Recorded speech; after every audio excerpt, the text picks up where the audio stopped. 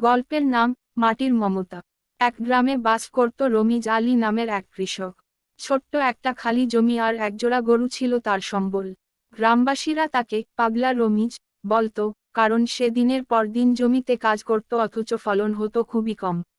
সবাই বলতো, এই মাটিতে কিছু হবে না রমিজ, এটা ফেলে দাও, শহরে গিয়ে কিছু কাজ করো। কিন্তু রমিজ বিশ্বাস করত, মাটি যদি মায়ের মতো হয়, তবে যত্ন নিলে সে একদিন না একদিন ফল দিবেই। সে দিনে দিনে মাটি চাষ করত, সার দিত, জৈব পদ্ধতিতে জমি তৈরি করত। গরুর গাড়িতে করে গোবর এনে জমিতে ছড়াতো, পানির ব্যবস্থা করত নিজে কুয়ো খুঁড়ে। বছর দুই এভাবে কেটেছে। তৃতীয় বছর হঠাৎ করে আশ্চর্যজনকভাবে তার জমিতে প্রচুর শাকসবজি ও ধানের ফলন হলো। চারদিকে সবাই অবাক।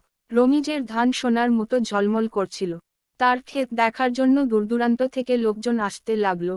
রমিজ তখন হাসি মুখে বলেছিল, মাটিকে ভালোবাসলে সে কখনো ঋণী রাখে না, শুধু ধৈর্য আর বিশ্বাস দরকার।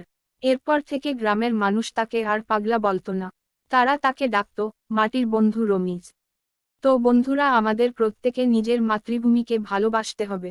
আজকে এই পর্যন্তই। সবাই ভালো থেকো। Bye bye.